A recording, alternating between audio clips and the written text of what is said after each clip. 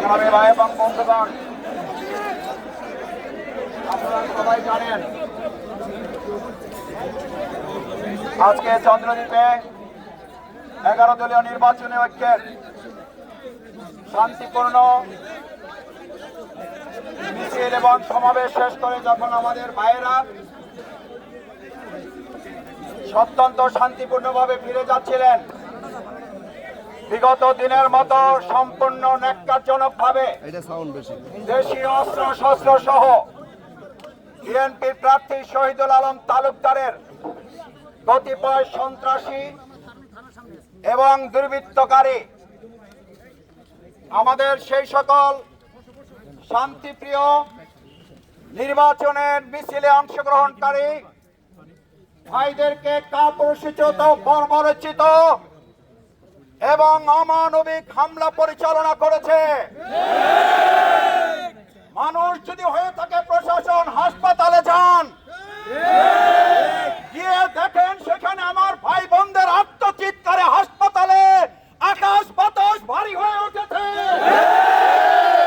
আমাদের এখানে পাহারা দিতে হবে না, আপনারা চন্দ্রদ্বীপ পাহারা দিতে ব্যর্থ হয়েছেন।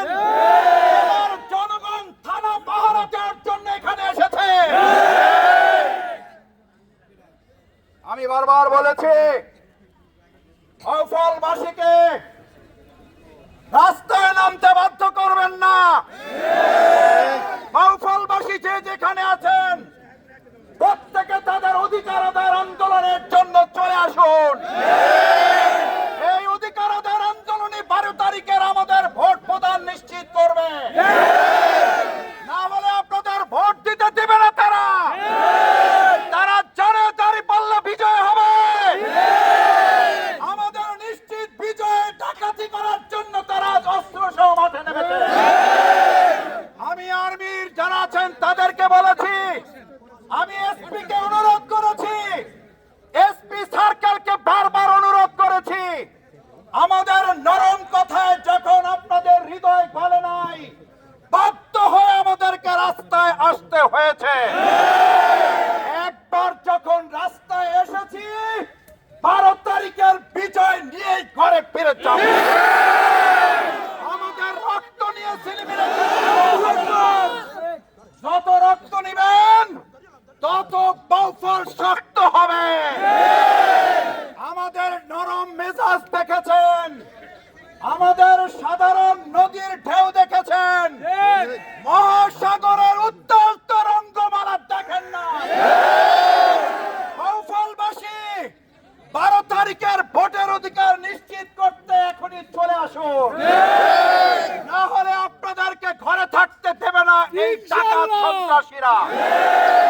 যারা ডাকাতির মামলায় 10 বছর সাজাপ্রাপ্ত হয়েছে, তারা কি করে জনগণের প্রতিনিধি হবে? তারা ডাকাতির মাধ্যমে ভোটকে বানচাল করতে চেয়েছে।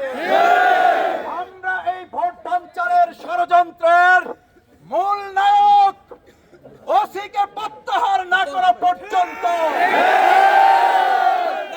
এক চুল পরিমাণে আমরা নড়ব না। যদি গুলি করতে চান, আপনাদের গুলির জন্য প্রস্তুত। আমার ভাইয়ের রক্ত দেখে নির্বাচন করতে পারে না। আগে আমার ভাইয়ের রক্তের বদলা, আগে আমার ভাইয়ের রক্তের বদলা, তারপরে আমার নির্বাচন। আমার মা বোনেরা কাতরাচ্ছে হাসপাতালে, আপনারা কি করছেন? প্রশাসন, বাংলাদেশের মানুষ আজ জানতে চায়। আপনারা ভাববেন না বাউফলে আজ এই কয়েকজন মানুষ এখানে বসে আছে, গোটা বিশ্ব আজ বাউফলের দিকে নজর রাখছে। যদি বেশি এদিক সেদিক হয়, আমরা একটা হুঙ্কার দিলে বাউফল তামা হয়ে যাবে। আশা করি আমাদের সেই দিকে নিতে বাধ্য করবেন না।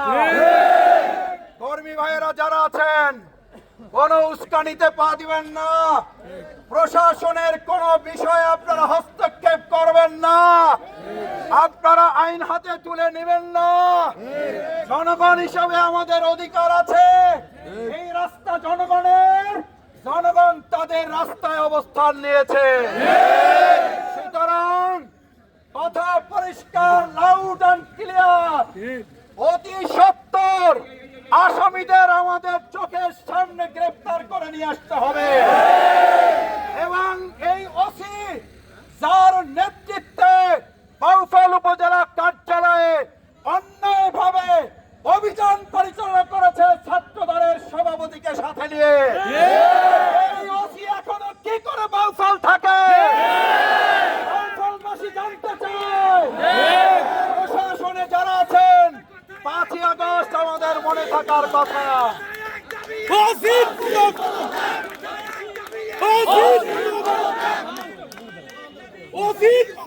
সংগ্রামী ভাই এবং বন্ধুগণ, আমরা পরিষ্কার বলেছি 12 তারিখ অবাধ সুষ্ঠু নিরপেক্ষ নির্বাচন হবে, অন্যথায় এখানে আরেকটা 5ই আগস্ট হবে। আমরা মুসাইদ মুক্ত হব, আমাদের দাবি মানতে হবে। আপোষ নয়, সংগ্রাম সংগ্রাম দালালি নয়, আমরা রাজপথে আসতে বাধ্য করেছেন আমাদের।